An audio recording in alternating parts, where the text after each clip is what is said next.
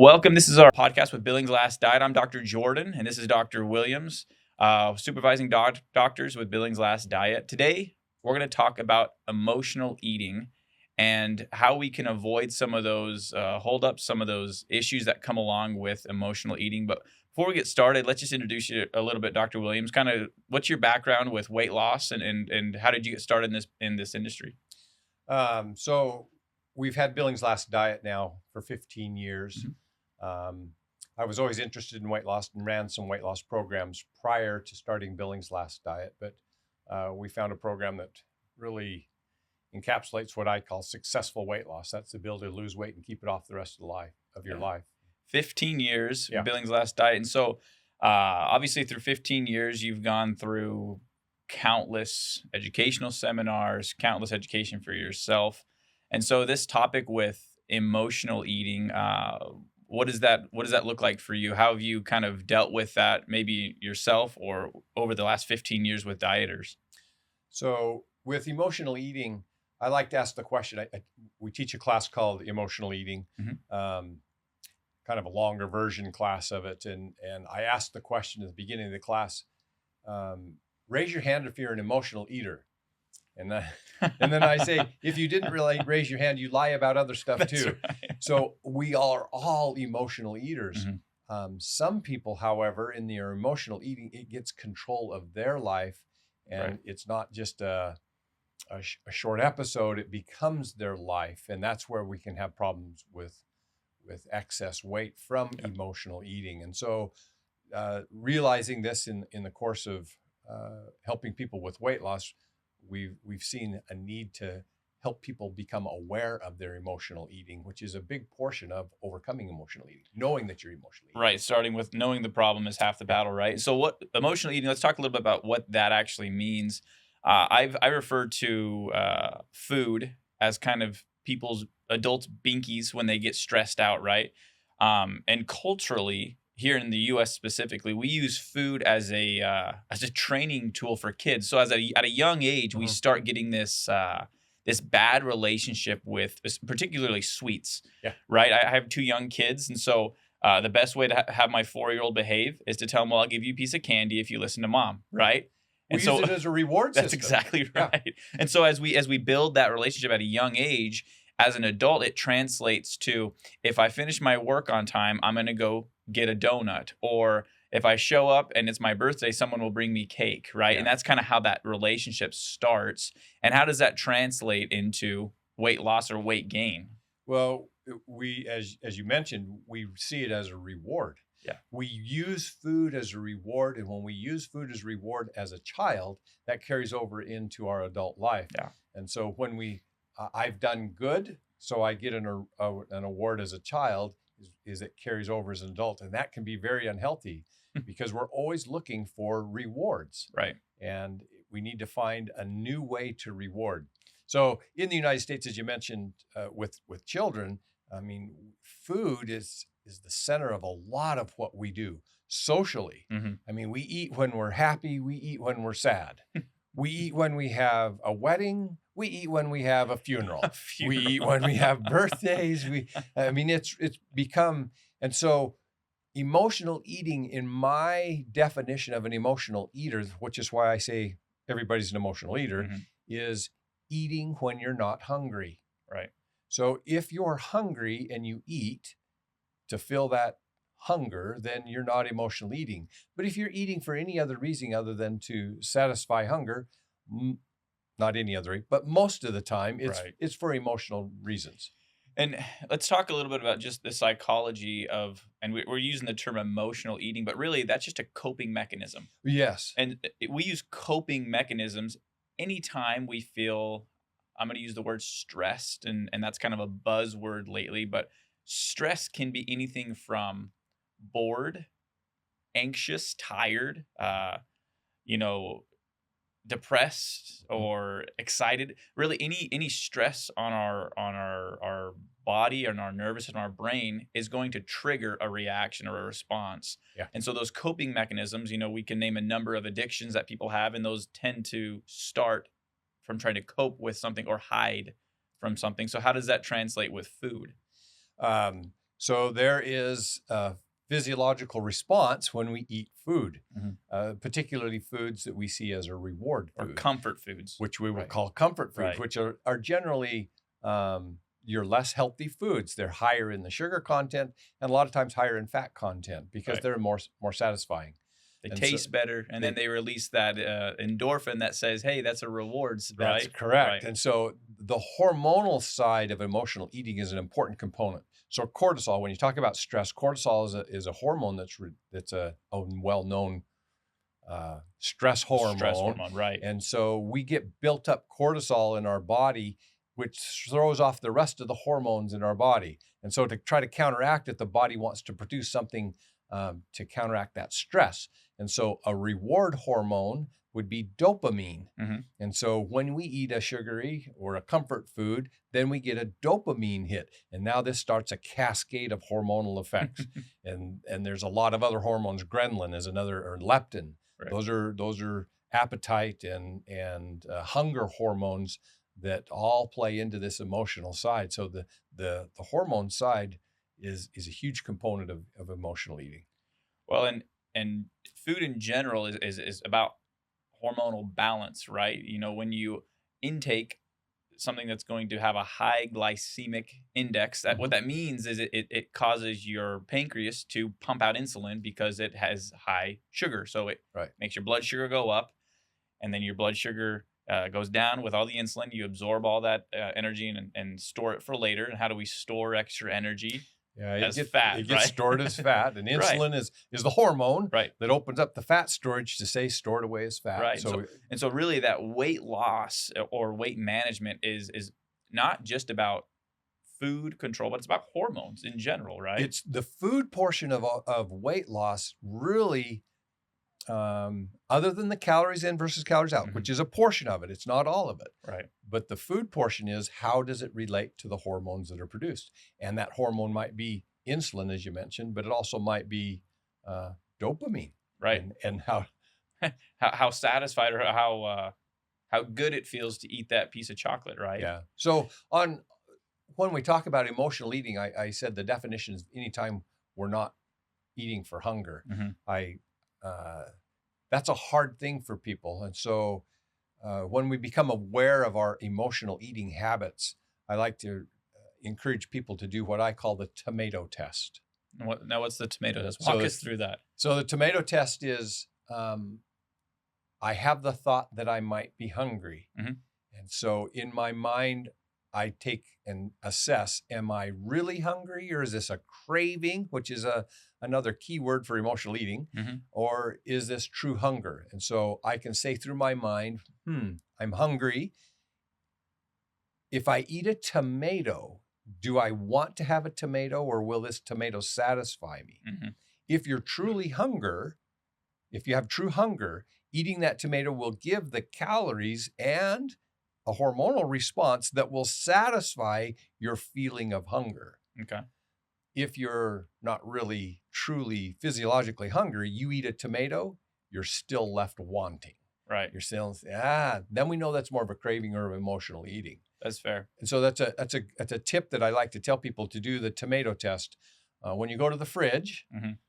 and open the fridge, are you really hungry, or are you really just bored or Keep a tomato right up depressed? front so you can. There you go. And it doesn't have to be a tomato, but I call it the tomato Right. test. That's fantastic. Some people will say, I hate tomatoes, so I'd never eat a tomato. Yeah, never eat a tomato. But if you were truly hungry, You would eat a tomato. hungry enough, you would eat a tomato. Right. So let's talk a little bit about that psychological cycle that goes through, because we talked hormones and really when you eat food, there's this cycle of hormones that goes through, right? We talked about the insulin, it pumps out, it absorbs all that blood sugar, and then your blood sugars drop, and then you feel hungry again. And so you kind of go through this cycle. Same thing happens when we go through that emotional eating cycle, Mhm. right? So when we feel satisfied, we're comfortable, we don't have anything to cope with or anything, but then we hit that stressor. And so what does that look like? What does that cycle look like, and why do we reach for food to satisfy that cycle as opposed to going for a run or Yeah. some other activity that might satisfy that? Uh, So what happens when we feel depressed or bored or anxious? Um, our body is looking for something to give us some relief Mhm. from feeling bored or anxious or stressed. Right. And so dopamine is a reward or a pleasure hormone that Mhm. overrides that feeling. And so we can get dopamine really easy with food. Right. And the problem is you can get a dopamine hit from a little bit of food initially, Mhm. but just like with any other addiction, if you want to get the same amount of a dopamine hit with that little bit of food you had initially, is over time you have to increase the amount of food you have. Make And it so sweeter. Make this it is taste where better, we right. eat an Oreo to get a dopamine hit initially, Mhm. but one Oreo doesn't do it for us after a while. Right. And so we eat a sleeve or a whole package of Oreos in order to get that same thing. And that's where we come Yeah. into the problem. So that's that cycle that we go through, is we want to overcome that feeling that we have of depression or anxiety. And dopamine is an easy way to do that. You mentioned the exercise, Mhm. and here's your key for helping to overcome that emotional eating, is you have to find a new way to get that dopamine hit. It's Right. not just food to get dopamine. You mentioned running. You can get a euphoric feeling from running. That's strange for some people. They would Right. sooner have a pencil stuck in their eye than to run. But for those that have experienced it, Right. that's something. But you can get it through a hug. Yeah. Can also give you a dopamine hit, which there's not any calories involved Right. in a hug. It's interesting. So, talking about that dopamine hit, it really, so when we're reaching for that food, what we're reaching for is some way to satisfy that, or to cope with that stressor. And the trouble is it doesn't really feel the niche. Right. And so it's like sticking a square peg into a round hole. It doesn't really feel it. That's why I have to go back for more and more. Well, and as you continue to go back for more and more, like you said, it's less and less and less satisfying. So then Mhm. you intake more and more and more. So one good way, and this is the way I've heard it from different studies, psychologists and the like, will tell you the best way to overcome those triggers. Right, a trigger. Just to clarify, that's a buzzword these days as well. A trigger is any stimulus that is going to cause you to be stressed, to look for those coping mechanisms. So that Causes could this cycle to begin. that's Mhm. starting that trigger, right? And so that can be different for everybody. Somebody, again, as a child, anytime I tied my shoes, my mom gave me a piece of candy. So now every time I tie my shoes in the morning, I want candy, Mhm. right? Or other people, they used food when they, after, I don't know, they got a good grade on a test, so when they accomplish a task, they're craving something now, and so that can be the trigger, and different for everybody, right? The best way to overcome those triggers, or to step away from those coping mechanisms, is to step out of your brain and into your body, and the Mhm. way you do that is through exercise, and that can be yoga for somebody, that can be simply going for a walk for Mhm. somebody else, it could be weight training for someone else. You have to find what's going to work for you, because, like you said, for some people, going for runs, like sticking a pencil in your eye, that's Right. not going to be a dopamine hit. Right. That's going to be cortisol, Right. stress you out. But you might be someone who's more apt to go for a walk or to go for a bike ride. You need to be, my personal experience, going outside and doing that physical activity will satisfy that way more Yeah. than just a physical activity. And that there's other psychological reasons for that, going outside, but stepping out of your mind and into your body will take away that craving Yeah. most of the time. And an important component of overcoming the emotional eating is, first of all, recognizing, accepting Mhm. that you're an emotional Yeah. eater, and then identifying, as you said, the triggers that set that off. And then once that trigger is pulled and you identify that, hmm, I'm now into this cycle of where I'm looking for a reward, Mhm. a chemical reward, a dopamine reward, then uh, catching that and saying, Yeah. okay, what can I do differently other than going to Ben and Jerry's to Right. satisfy that reward? Well, and part of that, you mentioned, you have to be self-aware. And so Hmm. if you don't know your triggers, if you find yourself at 9 o'clock at night sitting in front of the TV eating a bag of potato chips every night of the week, or more than one night of the week, that's probably a coping mechanism for you. And so instead of just saying, well, this is what I do at 9 o'clock at night, go through that evening process. Say, after I put the kids to sleep, I walk out and immediately I reach for the pantry and open the door. That's the trigger. So now I need to do something else. I need to Mhm. break that cycle somehow and say, instead of reaching for the pantry, I'm going to reach for the front door and walk around the block Mhm. once. Changing that Or cycle reach for a book, or reach for a book. Yep. which is another can be another reward. Absolutely. Those different but you have to be self-aware and step back from your routine and say, where are those triggers and how can I change that cycle Yeah. before it happens? You So were saying something. I call it conscious eating. Mhm. When you're conscious eating, you know you're doing what you're doing at the time. Right. When you go to the movie and they give you the bathtub size Tub of tub of popcorn popcorn and you sit through a 2.5 hour and the half movie, gallon soda. yes, and you've consumed that bathtub size and the gallon of pop, Yeah. you had no idea at the time that you had consumed that because it was unconscious eating. Mhm. If you were to sit down at a dinner table with a tub of popcorn and a gallon of pop and not do anything except for eat Mhm. and know each time you stick the popcorn in your mouth and you take a drink, that would be called conscious eating. The trouble is we get into unconscious eating. Right. And so if you decide you're going to eat an Oreo, there's nothing wrong with eating an Oreo. Mhm.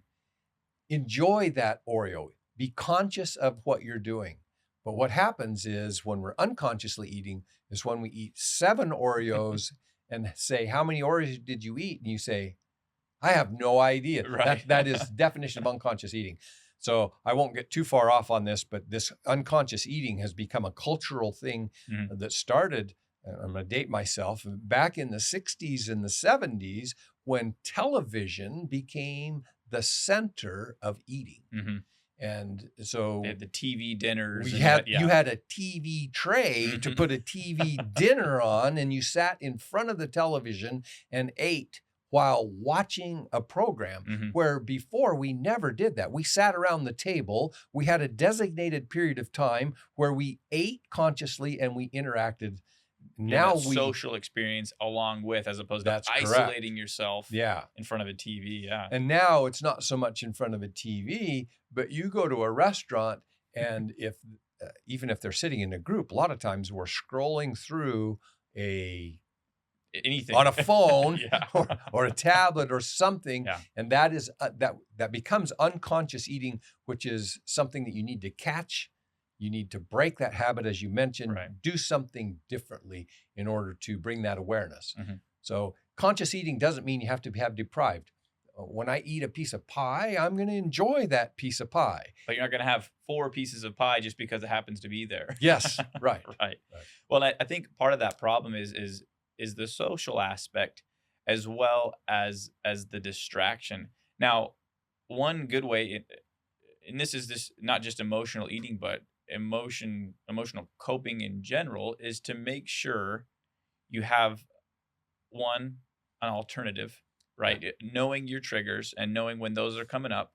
When you're reaching for the pantry, when you're reaching for that 7th Oreo, you can stop and say, "Oh, I'm stressed right now," or Mhm. "I'm just bored," or "I am" insert your trigger. Identify it. Identify it. Right. And then have someone that you can reach out to, right? That's a huge problem with a lot of people is they're so isolated. You mentioned eating in front of the TV or in front of your phone. You've now isolated yourself Mhm. to where you don't feel like you can have the support you need when you're having those hard or difficult times.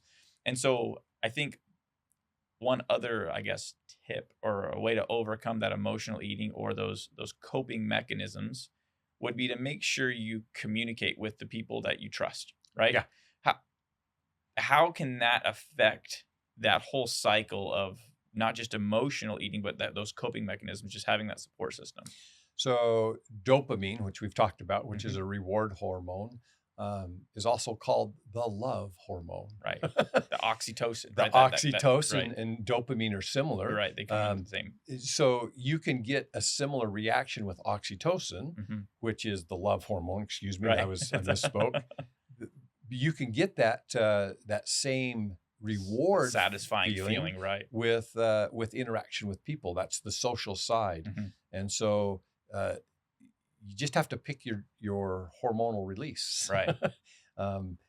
and pick your way of getting access to that hormone. If we don't get dopamine, if we don't get oxytocin, we will physically die. I mean, that's how important it is.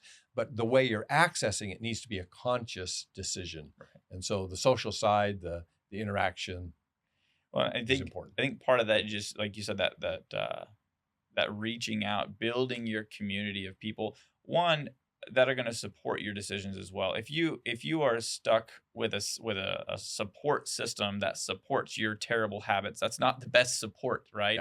Yeah. If you're in a group that every time you guys go out, you go out and have too many drinks, and then go have a huge carb heavy meal to soak up the alcohol in your stomach, and then do it again the next night, and that's what you do, now that becomes another trigger for that exact same problem that you're dealing with. And so making sure you're open and honest, one, with yourself, and two, with the people around you, and say, I have a problem with X, Y, or Z. Right now we're talking about eating habits, but that can be any coping mechanism.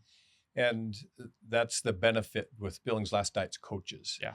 Is the coaches help you become aware of your eating patterns and your eating habits, and they become a support system for you to help you work through that. And so the phase one of Billings Last Diet is really enlightening for people to identify when they ate and why they ate, because now in phase one you are consciously eating, and you're journaling, you're writing down everything you eat. You're being very conscientious about it, and it points out times that you ate that you didn't know you were eating. Right.